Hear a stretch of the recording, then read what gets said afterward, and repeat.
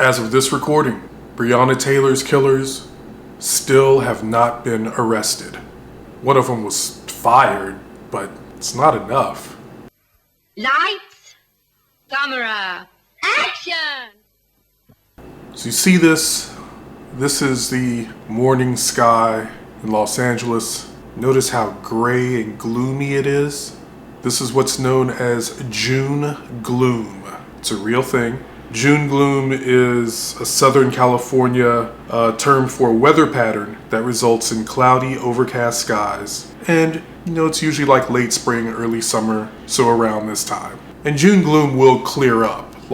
It's in the morning, and typically it clears up by like late morning, early afternoon, whatever. You get the nice sunny day, the blue skies, the stereotypical kind of like Southern California weather that everyone raves about. But the thing is, sometimes when June gloom happens, you feel it. And today I was feeling it. So I hope you don't mind. I hope you will indulge me. Let me rant just a little bit. I don't mind sharing with y'all. I am really, really angry these days.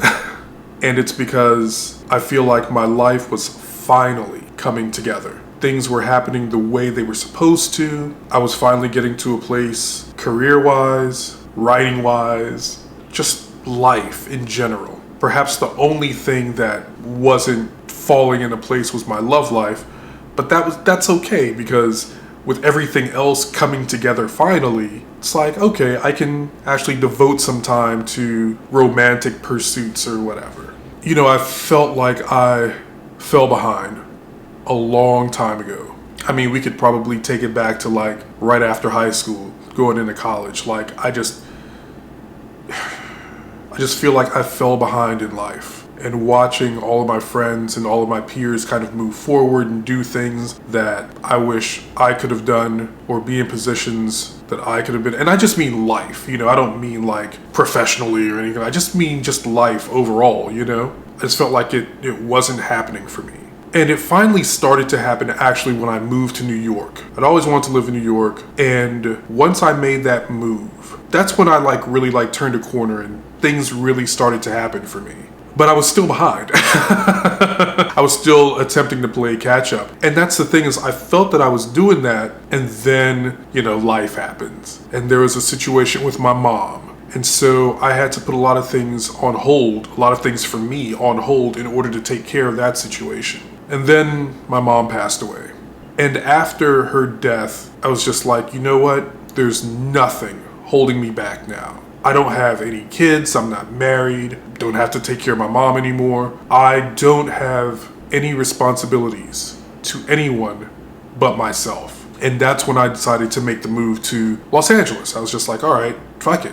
As much as I love New York, for what I want to do, I feel like, I had to make the move to LA. And I still feel that way. But even the move to Los Angeles, set me back some. Took all the money I had, came out here, wasn't working immediately, living situation, turned into some shit. And it's taken about 2 years for me to get to where I am now. And that's the thing, is that I just knew 2020 was going to be it. I even said that in an earlier video, the theme of 2020 was repair. And my plan was to repair everything. Repair my finances, repair my social life, repair my romantic life, get in shape, focus on writing, on the screenwriting career. 2020 was going to be the year that I really dove in and concentrated and gave it my all. And I felt that I could do so because I was finally getting to that position in life where I was able to do all the things that I wanted to do. No longer did I just have to focus on the things that I needed to do. I was going to be able to do the things, to really, really concentrate on the things that I wanted to do. My life was finally fucking coming together. And then we find ourselves in this fucking pandemic.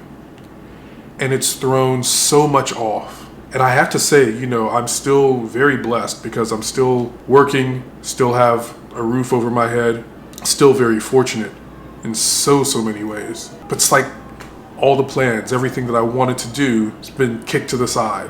And I'm trying to remain optimistic, that we'll get through this and that, perhaps next year will be our year. Well, it's hard.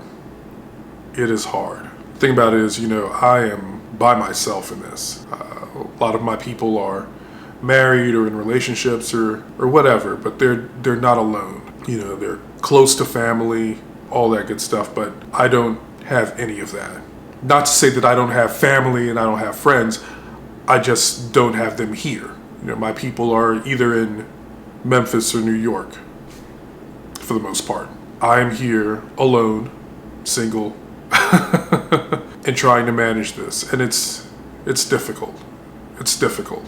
And it really doesn't help that all these states have reopened much too early, and I'm seeing, folks just out and about, really just partying, getting haircuts, going to bars. Live your life, do what you do. Y'all are grown, and I feel like I've done what I can to try to be like, hey, everybody, stay safe. Let's try to flatten this curve. Let's try to temper this pandemic. But folks are impatient and selfish. I feel like this is a situation where people don't realize how serious it is. People don't care until it affects them in some way. So it's fine. Y'all are grown. Do what you want to do. It just really makes it more difficult for me because of y'all's actions, we're going to be in this for the long haul.